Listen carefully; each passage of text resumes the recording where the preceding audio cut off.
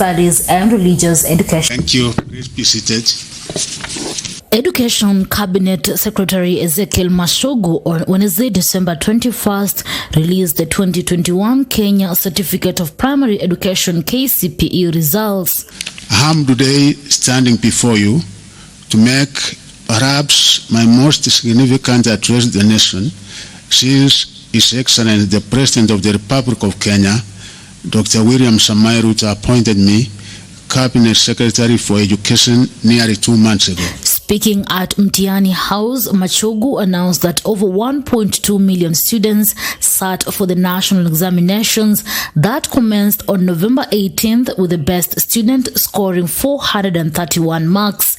In the 2022 kcpe examination, overall performance improved compared to 2021, despite the difficult situation that faced this cohort of candidates.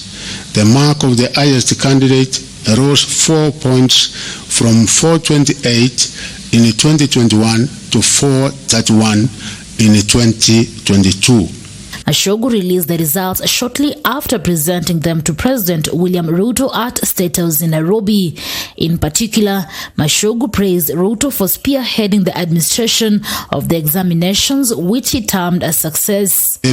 This being my inaugural function for the release of kcpe examination results, I feel ready that we have successfully administered 2 national examinations concurrently at the primary school level, and the results for the kcpe examinations are ready within a period of 20 days. I wish to thank His Excellency the President, Dr. William Samoei Ruto, for his leadership and support during the conduct of the 2022 kcpe examinations.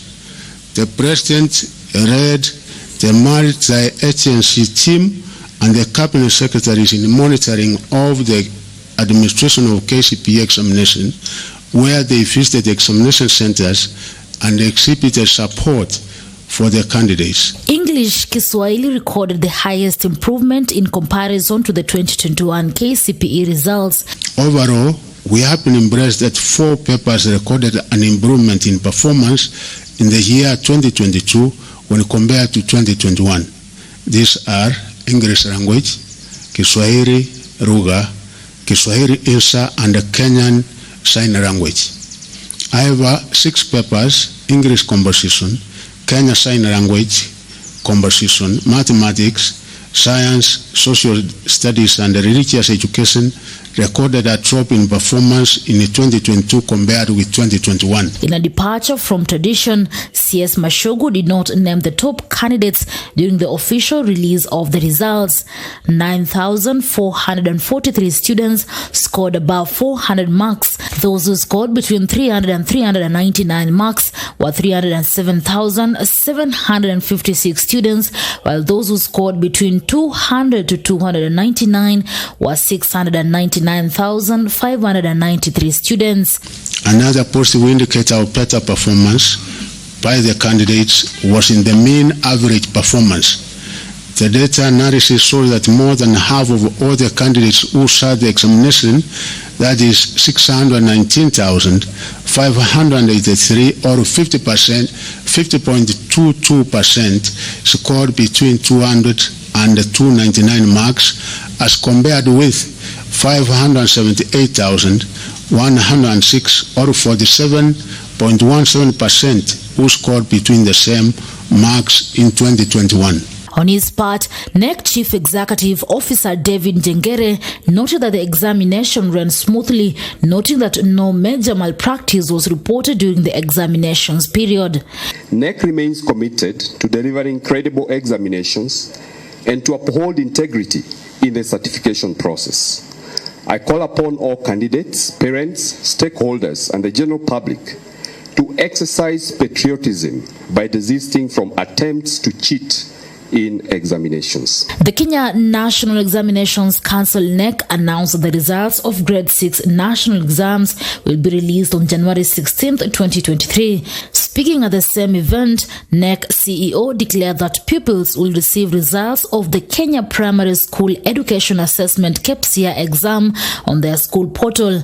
He clarified that the results will not be used to place candidates in junior secondary schools, but to monitor learner progress. But following the recommendation of the Presidential Working Party on Education Reforms and the directive by His Excellency the President on domiciling of junior secondary school, and the fact that kcpe will not be used for placement of learners, but for monitoring learner progress. The NEC chief added that the examination body will release 3 reports on kcpe, individual, school-specific, and national level. NEC will report on kcpe at 3 levels as follows. There will be a report on individual learners for the summative assessment. There will be a school-specific report, and there will be a national report on school-based and summative assessments.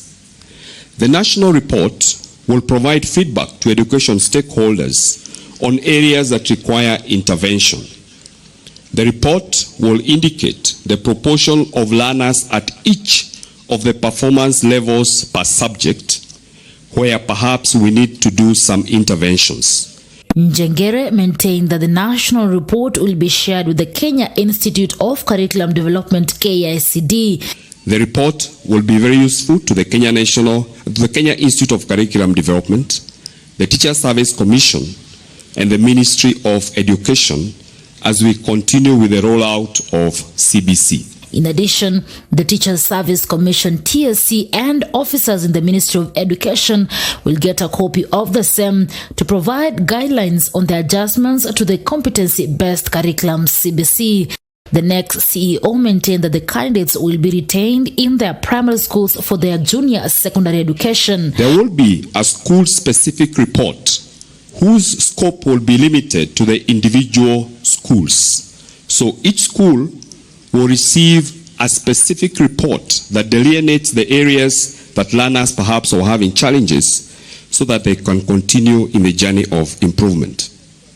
The learners will get individual learner reports, and all these are going to be uploaded on the school portals by 16th of January 2020. 1,287,597 grade 6 pupils registered for the 2022 kcpe national examinations.